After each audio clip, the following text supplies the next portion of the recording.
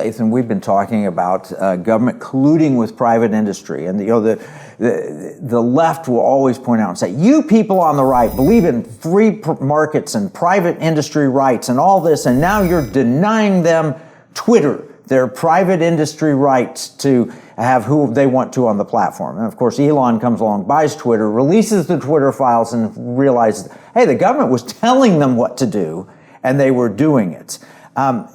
This should be completely unconstitutional by any definition. The government should not be able to pay people to do what they are not allowed to do themselves.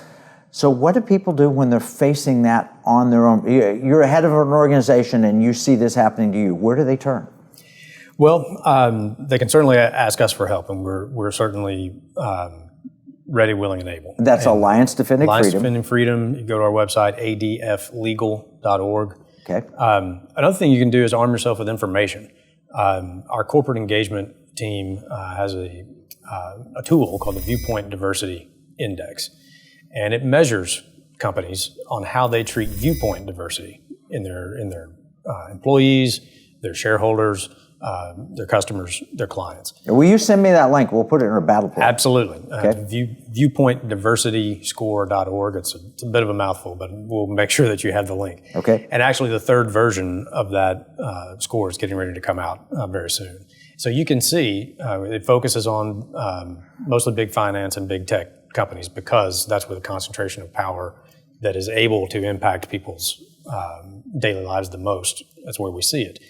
And so you can arm yourself with information that way. Another thing that I know you're passionate about is know where your money is invested. If you're a shareholder in a company like Bank of America, Chase, Wells Fargo,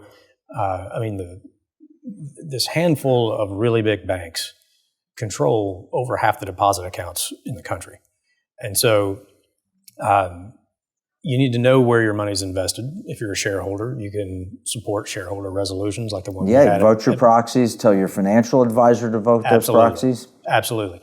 And then I think you should also, we should also commend, good policy when it's made. The state of Tennessee, first state in the country, because Indigenous Advance is located in Memphis, first state in the country to pass a debanking bill, which stops banks from making decisions based on religious viewpoint, political ideology, race, sex, all of these things, and other states should get on board with this too. Yeah. What scares me though is you mentioned that. All right, so a bank ought to be able to look at their customer and their credit worthiness and make a decision based on that to whether I give you a loan or not. But when you do that, I fear, like they did with Sheets, the Equal Employment Opportunity Commission, and said, hey, you're doing background checks on your employees, which used to be just standard practice. Do they have a criminal record and so forth before you hire somebody? And they're getting in trouble for that. Yeah, I mean, with like the bill in Tennessee, it applies to the largest banks, people with $100 billion in assets or above. So your local community bank is not impacted by that law. And certainly banks have to have the ability to make business decisions based on, as you said, like economic viability. I mean, what banks do. Right.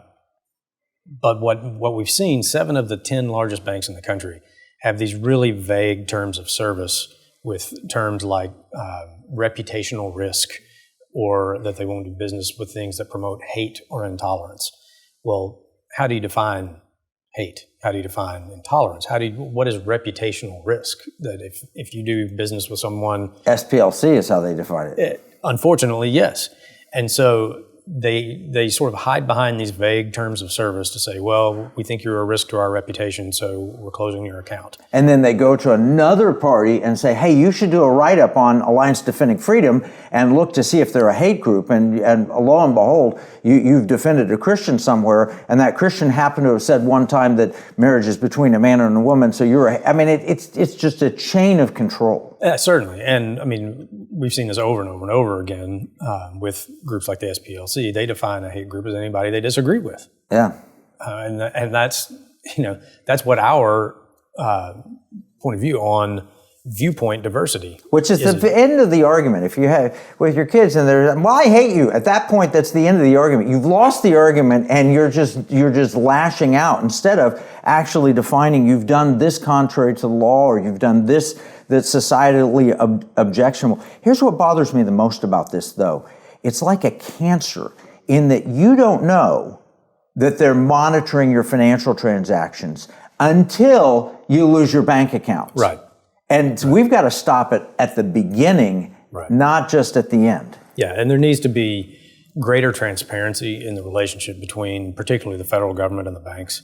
They are so closely regulated, but it's so shrouded in bank privacy that it's hard to know.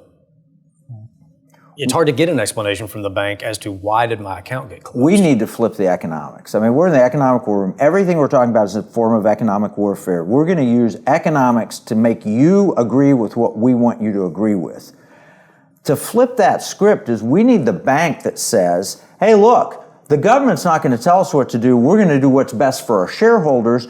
I'll tell you, people would flood to remember Chick-fil-A. Absolutely. We don't care what you say. Just because our founders happen to be a part of a Bible study and people flooded, Chick-fil-A now outsells a Starbucks, a Subway, and a McDonald's combined. Chick-fil-A in 6 days outdoes what they do in 7 days combined.